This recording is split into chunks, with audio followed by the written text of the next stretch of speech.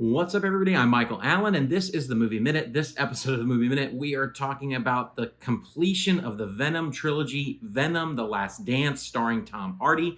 If you're looking for a non-spoiler review, let's jump on in.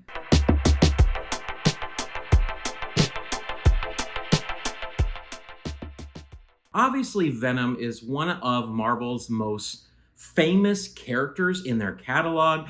The first Venom film was okay, and Tom Hardy obviously is a great actor, and he's always been the highlight of this series. But you wonder, why make a trilogy out of something like this, right? Well, I'll tell you, the first film made $850 million worldwide, and when a movie makes that much money, a studio will not let that go. They will try to capitalize on that intellectual property.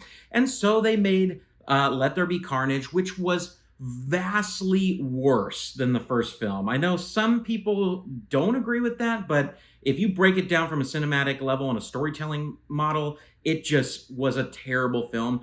And the box office, I would say, reflected that. I mean, the second film made over $500 million, but still $500 million. This is something that is doing very well for Sony and for Marvel. And so it's not necessarily surprising that they would make a third film, but seeing that it has progressively gotten worse so far, that was kind of my expectation heading into this film. I had fairly low expectations. The film centers once again around Tom Hardy, who plays Eddie Brock in Venom, and they are on the run from different sources of enemies. They've got the Earth side adversaries that they're running from, and then they have the universe space side adversaries that they're running from, and they're basically trying to figure out what is the actual path forward for the Eddie Brock Venom relationship.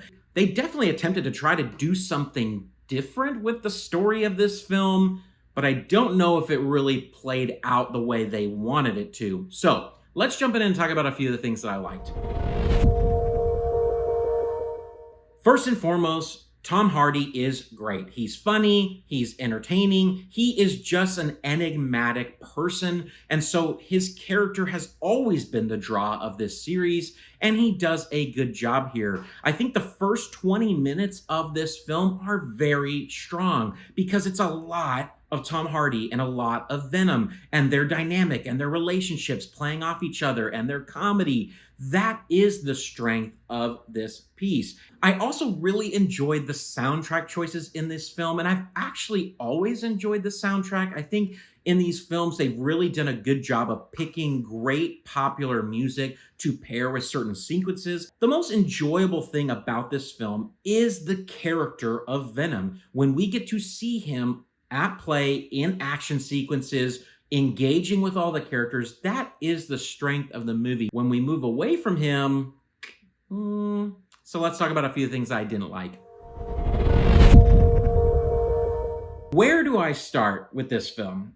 To me, this film was almost unwatchable. The first 20 minutes, fun. The rest of the film, absolute garbage. Now, let me talk about why that is. When you have a trilogy and you're leaning into the fact that this is going to be the final movie in this trilogy, you want resolution with your main characters. You want resolution with Eddie Brock and with Venom. You want to explore that relationship and tie up all the loose ends with that relationship. You don't come into a trilogy and introduce 4, 5, 6, 7, 8 new characters to the story. It weakens the narrative, and that is exactly what this film does. Specifically, Juno Temple's character, she gave an okay performance, but the whole storyline involving her character is terribly written. It does not flow well with the narrative, and it's completely exposition driven. Very rarely are they showing you what's going on in this storyline. They're just telling you. Expositional dialogue is needed. Dialogue that tells the story.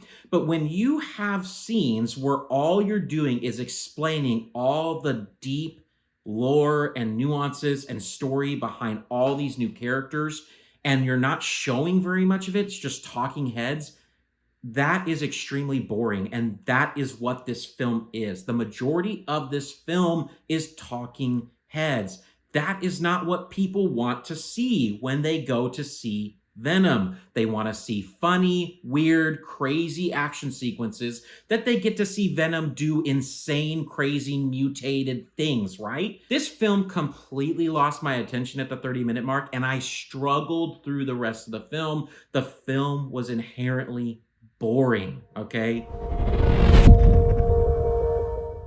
From an entertainment standpoint, I mean, like I said, the first 20 minutes, very entertaining.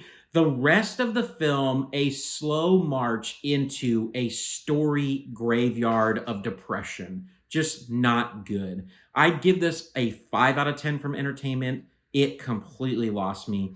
From a critic's rating, Tom Hardy is good, and that's basically it. The rest of the film is just not great.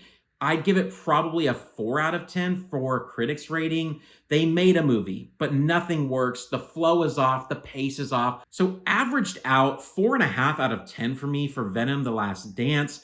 I mean, it's better than Borderlands and it's better than Madam Web, but not by a lot, you guys, not by a lot. So from a badge standpoint, how I rate movies, this is 100% a dumpster fire. It is a mess. It's not worth the price of tickets. You guys, movie tickets right now in my area of the country are nearing $17 a ticket if you go see it on the weekend it came out, and it is absolutely not worth that. I question if it's even worth a value view of a $5 Tuesday. It just is that depressing and not fun. I am absolutely shocked by the audience score of this for Rotten Tomatoes. It's sitting at 80% audience score, and it makes me sad because this film is not good. It's just not. It's not that entertaining.